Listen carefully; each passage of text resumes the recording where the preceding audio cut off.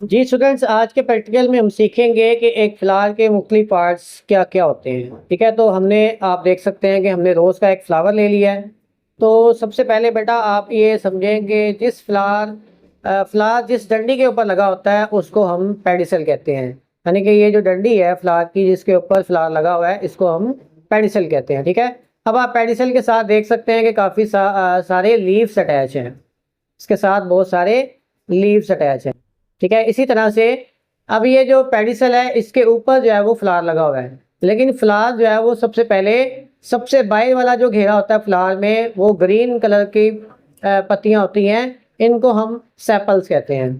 ठीक है, ये आपको दिखाई दे रही हैं। सबसे बाहर वाला जो घेरा होता है फ्लावर का, जो ग्रीन कलर की पत्तियां होती हैं इनको हम सेपल्स कहते हैं। ठीक है, ये तकरीबन इसके अंदर 5 होती हैं, 1 2 3 4 और 5। ठीक है, तो ये फ्लावर के अंदर, रोज़ के फ्लावर के अंदर ये 5 सेपल्स होती हैं।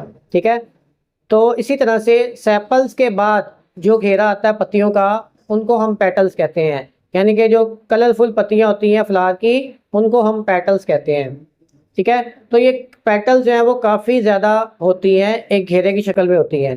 ठीक है, इसी तरह से आपने फ्लावर के और पार्ट्स के नेम पढ़े थे कि फ्लावर के अंदर मेल रिप्रोडक्टिव पार्ट होता है और फीमेल रिप्रोडक्टिव पार्ट होता है। अब वो कहाँ पर मौजूद होता है, तो आपने बेटा ये पत्तियों को ज़रा साइड पे हटाना है। तो आपने बिल्कुल फ्लावर के सेंटर में चले जाना है। ठीक है, तो यहाँ पर आप देखेंगे कि फ्लावर के बिल्कुल सेंटर में ये कुछ गुच्छे की शक्ल में छोटी छोटी साख्तें मौजूद हैं। गुच्छे की शक्ल में छोटी छोटी साख्तें मौजूद हैं।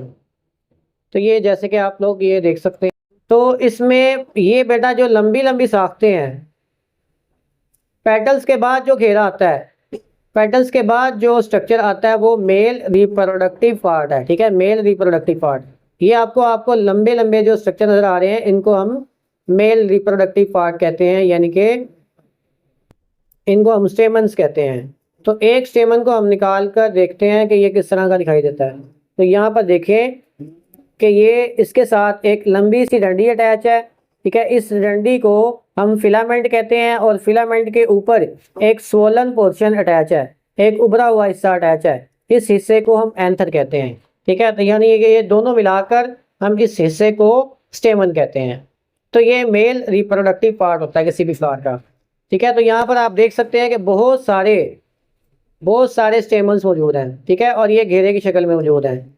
इसी तरह से अब आपने पढ़ा होगा कि फ्लावर के अंदर फीमेल रिप्रोडक्टिव पार्ट भी होता है। फीमेल रिप्रोडक्टिव पार्ट जो है वो बिल्कुल सेंटर में मौजूद होता है। ठीक है, तो यहाँ पर आपको देख सकते हैं कि ये बिल्कुल सेंटर में फीमेल रिप्रोडक्टिव पार्ट मौजूद है। इसको हम कैसे निकालेंगे, किस तरह से देखेंगे। सबसे पहले तो आप लोग ये जो सेपल्स हैं, पेटल्स हैं, इनको निकाल कर अलहदा कर दें। पेटल्स को निकाल कर आप अलहदा कर दें। मैंने पेटल्स को अलहदा कर दिया। अब आप क्या करेंगे कि फ्लावर को यहाँ से पकड़ेंगे और इसको बिल्कुल सेंटर से दबा कर सेंटर से बिल्कुल आप 2 पार्ट्स में तकसीम कर देंगे। ठीक है, तो जैसे कि ये आप देख सकते हैं कि इस तरह से मैंने जो है वो फ्लावर को सेंटर से बिल्कुल अलहदा कर दिया है। तो ये देखें, जैसे कि आप देख सकते हैं कि मैंने बिल्कुल फ्लावर को सेंटर से 2 हिस्सों में तकसीम कर दिया है। अब हमने इसका फीमेल रिप्रोडक्टिव पार्ट देखना है। तो ये आप देख सकते हैं कि फीमेल रिप्रोडक्टिव पार्ट जो है फ्लावर के अंदर थोड़ा सा धंसा होता है। ठीक है, तो हमने इसको यहाँ से निकालना है। तो ये देखें, ये मैंने यहाँ से एक फीमेल रिप्रोडक्टिव पार्ट को निकाला और इसको मैं निकाल कर अलहदा कर लेता हूँ। ये देखें, तो ये जैसे कि आप देख सकते हैं ये हमारा फीमेल रिप्रोडक्टिव पार्ट है। ठीक है, आपने पढ़ा था कि फीमेल रिप्रोडक्टिव पार्ट को कार्पल कहते हैं। ठीक है, कार्पल, और कार्पल के भी आगे 3 पार्ट्स होते हैं। अब ये आपको जो छोटा सा ऊपर उभरा हुआ हिस्सा नजर आ रहा है, ये वाला हिस्सा, ठीक है, इसको हम स्टिग्मा कहते हैं। और ये जो आपको लंबी सी ट्यूब नजर आ रही है, ठीक है, इस ट्यूब को हम स्टाइल कहते हैं, स्टिग्मा स्टाइल ओवरी। और ये आपको नीचे वाला जो स्वोलन पोर्शन नजर आ रहा है इसको हम ओवरी कहते हैं। तो ये फ्लावर के अंदर आप देख सकते हैं कि ये स्ट्रक्चर जो है वो कितने छोटे होते हैं। ठीक है, आपको डायग्राम के अंदर तो ये बहुत बड़े बड़े दिखाई देते हैं, लेकिन असल में फ्लावर के अंदर ये बहुत ही छोटी साख्तें होती हैं। तो अभी ये देखें, ये हमारे पास था मेल रिप्रोडक्टिव पार्ट, ये, ठीक है। और ये हमारे पास था फीमेल रिप्रोडक्टिव पार्ट, ठीक है। तो मेल रिप्रोडक्टिव पार्ट के दो हिस्से होते हैं। मेल रिप्रोडक्टिव पार्ट को हम स्टेमन कहते हैं। स्टेमन के दो पार्ट्स थे। ये जो डंडी नुमा स्ट्रक्चर है इसको हम फिलामेंट कहते हैं, और ये फिलामेंट के ऊपर जो स्वोलन हिस्सा होता है इसको हम एंथर कहते हैं। इसी तरह से फीमेल रिप्रोडक्टिव पार्ट होता है।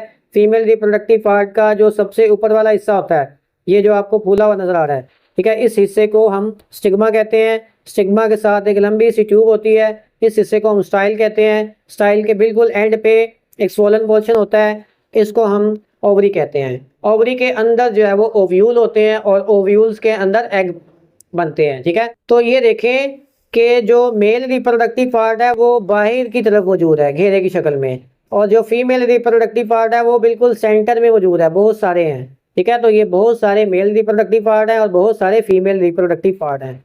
तो आप ये देख सकते हैं कि कितनी छोटी साख्तें होती हैं, ठीक है जी स्टूडेंट। जैसे कि आपने देखा कि एक फ्लावर के अंदर कौन कौन से पार्ट्स होते हैं और वो असल फ्लावर के अंदर किस तरह से दिखाई देते हैं, एक रियल फ्लावर के अंदर वो किस तरह से दिखाई देते हैं, ठीक है। तो ये आपके सामने स्क्रीन पर डायग्राम भी शो हो रही होगी। आप डायग्राम को कंपेयर करें इन स्ट्रक्चर्स के साथ, तो आप देखेंगे कि डायग्राम के अंदर तो ये कुछ और तरह से दिखाई देते हैं, लेकिन असल में जो रियल फ्लावर होता है उसके अंदर ये पार्ट्स कुछ और तरह से दिखाई दिए जाते हैं, ठीक है।